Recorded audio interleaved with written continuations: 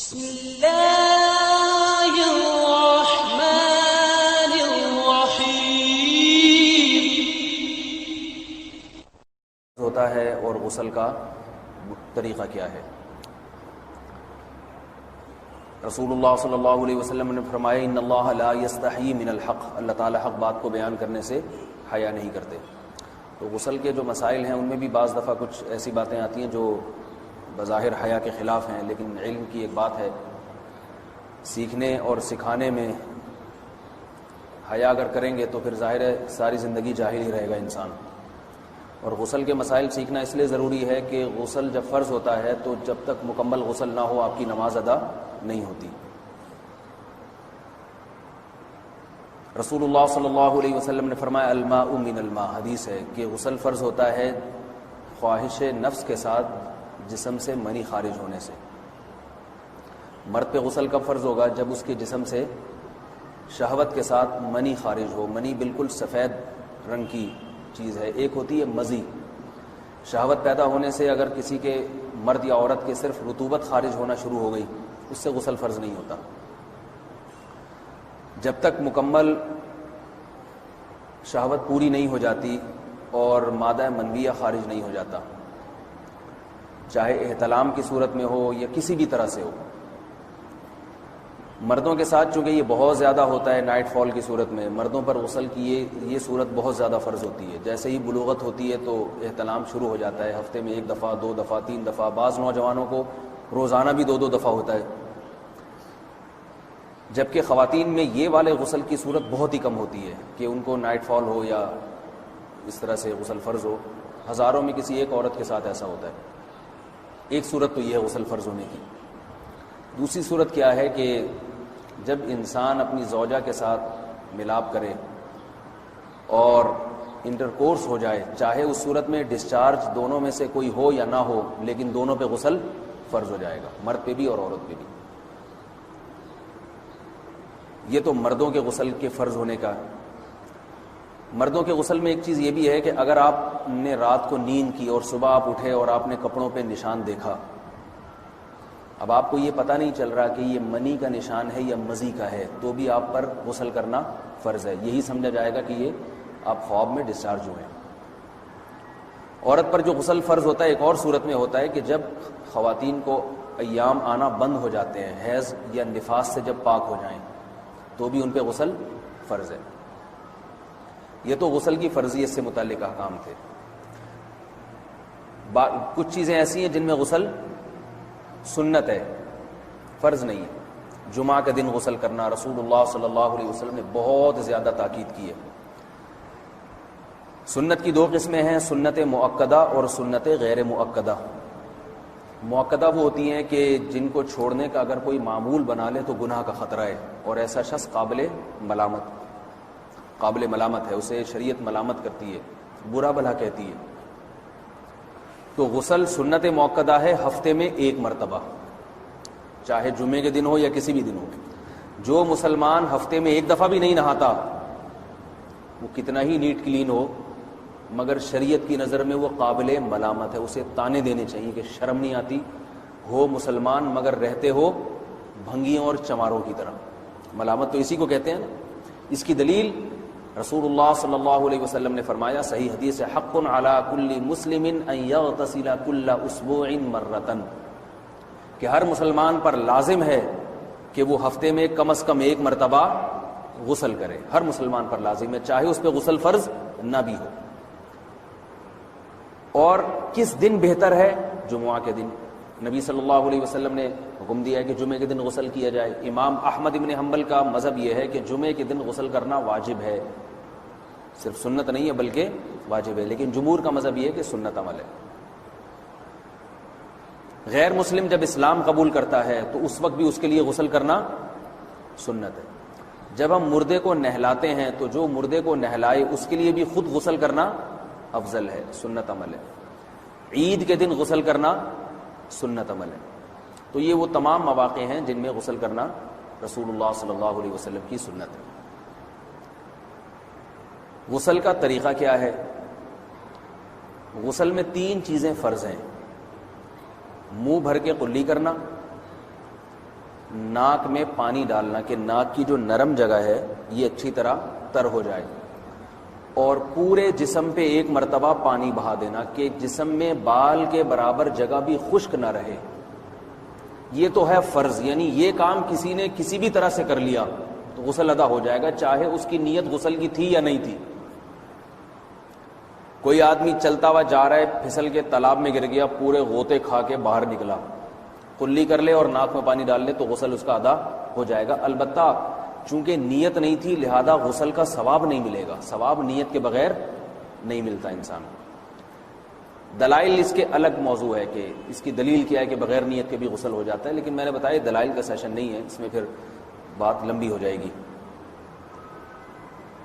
تو یہ تو ہے فرض، پورے جسم پہ پانی بہانا کلی اور ناک میں پانی. سنت طریقہ کیا ہے؟ رسول اللہ صلی اللہ علیہ وسلم غسل کیسے کرتے تھے؟ سنت طریقہ جس پہ جو اختیار کرنا چاہیے وہ طریقہ یہ ہے کہ جب آپ غسل کے لیے بیٹھیں تو سب سے پہلے وہ جگہ دھوئیں جہاں نجاست اور ناپاکی لگی ہوئی ہے.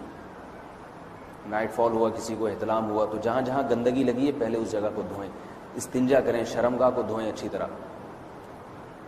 سمجھ رہے ہیں بات کو؟ اس کے بعد ہاتھ دھوئیں اور مکمل وضو کریں جیسے ہم عام حالات میں وضو کرتے ہیں.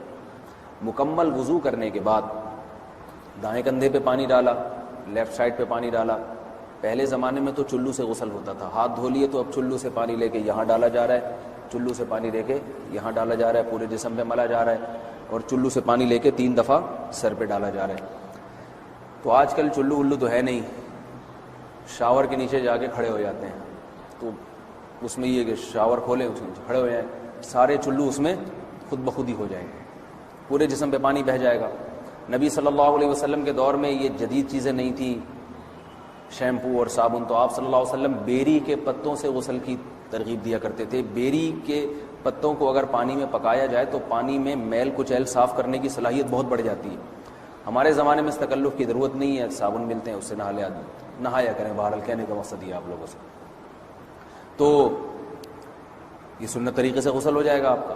سمجھ رہے ہیں بات کو؟ سب سے پہلے استنجا کیا، اس کے بعد وضو کر لیا، اس کے بعد غسل کر لیا. اگر کسی نے غسل میں وضو نہیں کیا اور ویسے ہی پورے جسم پہ پانی بہا دیا تو بھی اس کا وضو خود بخود ہو جائے گا. اس غسل سے وہ نماز پڑھ سکتا ہے، کیونکہ بعض لوگ غسل کرنے کے بعد دوبارہ وضو کر رہے ہوتے ہیں، اس کی ضرورت نہیں ہے، کیونکہ جب غسل کرتے ہیں تو وضو والے اعضاء تو خود بخود اس میں دھل جاتے ہیں. یہ ہے غسل کا طریقہ.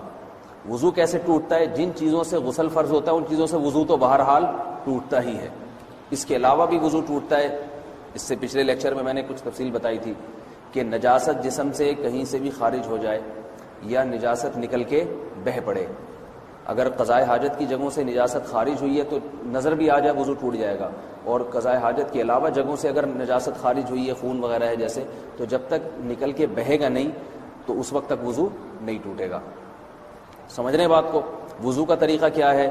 سب سے پہلے دونوں ہاتھوں کو دھویا جائے، 3 دفعہ کلی کی جائے، مسواک کی جائے، 3 دفعہ ناک میں پانی ڈالا جائے، پھر پورے چہرے کو پیشانی، یہ جو ہے جہاں سے پیشانی ہماری شروع ہو رہی ہے اور تھوڑی کے نیچے، تھوڑی جہاں ختم ہو رہی ہے، اور ایک کان کی لو سے دوسرے کان کی لو تک 4 اعضاء ہیں وضو میں دھونا فرض ہیں. 1 چہرہ، نمبر 2 بازو، نمبر 3 سر کا مسا، چوتھائی سر، اور نمبر 4 پاؤں کو دھونا. اس کی دلیل قرآن مجید کی مشہور آیت ہے فَاغْسِلُوا وُجُوهَكُمْ وَأَيْدِيَكُمْ إِلَى الْمَرَافِقِ. اللہ فرماتے ہیں ایمان والو جب نماز کا ارادہ ہو تو اپنے چہروں کو اور اپنے ہاتھوں کو دھو، سر کا مسا کرو اور پاؤں کو ٹخنوں سمیت دھو. دھونے کا حکم ہے قرآن مجید میں.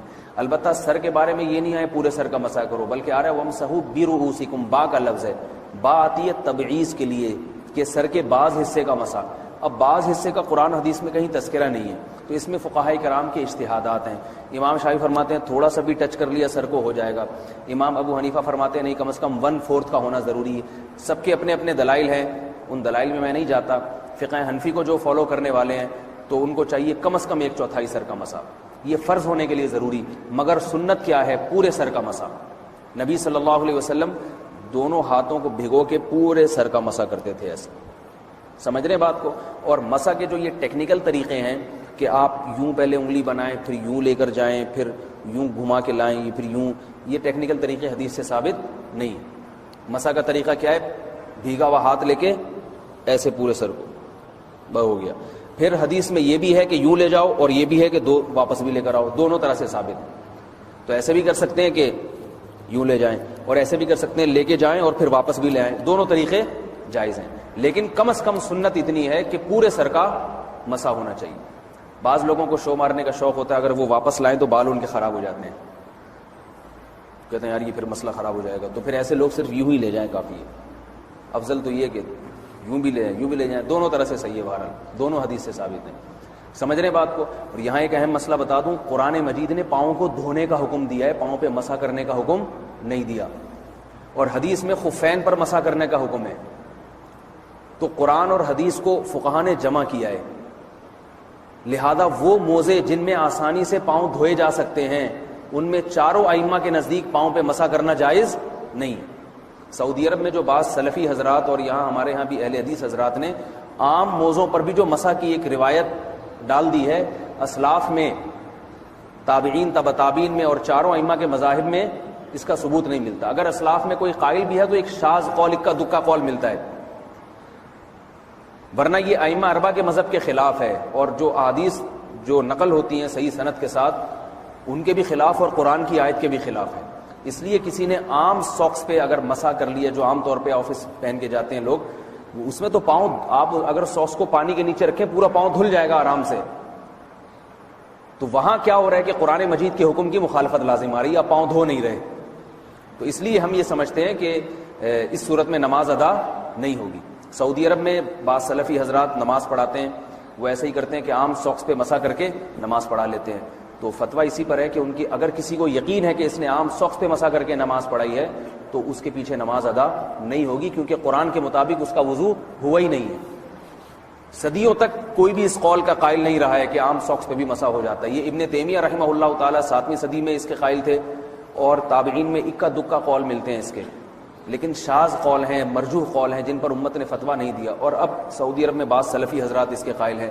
ہمارے ہاں اہل حدیث حضرات بھی چونکہ اکثر سعودی عرب کے سلفی حضرات ہی کو فالو کرتے ہیں, تو انہوں نے بھی وہیں سے یہ فتویٰ لیا ہے.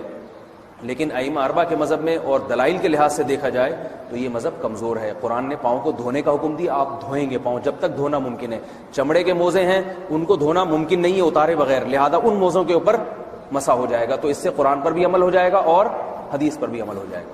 اس لیے ائمہ اربعہ نے جو قرآن و حدیث کو سمجھ کے جو فیصلہ کیا ہے اس پہ چلنا ہمارے لیے زیادہ مفید ہے بنسبت آج کل کے جو علماء ہیں ان کی اپنی ذاتی آراء پر. اس لیے یہ بھی ایک وضو سے متعلق اہم مسئلہ تھا. سمجھ رہے ہیں؟ باقی تو ماشاءاللہ وضو کرنا سب کو آتا ہی ہے. اور وضو کے بعد دعا کیا ہے؟ کلمہ شہادت, اشہد ان لا الہ الا اللہ وحدہ لا شریک لہ اشہد ان محمدا عبدہ ورسولہ اللہم اجعلنی من التوابین واجعلنی من المتطہرین. اے اللہ تو مجھے بار بار توبہ کرنے والوں میں شامل کر دے اور بار بار پاکیزہ رہنے والوں میں شامل کر دے. توبہ اس لیے کہ میں نے ظاہری طہارت تو حاصل کر لی, مجھے روحانی طہارت بھی عطا کر دے. اگر میں نے گناہ کی ہوں تو مجھے ان سے بھی توبہ کی توفیق عطا فرما لے, تاکہ اس لحاظ سے بھی میرا وضو ہو جائے, اس لحاظ سے بھی میں پاک ہو جاؤں. سبحانک اللہم و بحمدک, نشہد ان لا الہ الا انت نستغفرک و نتوب الیک.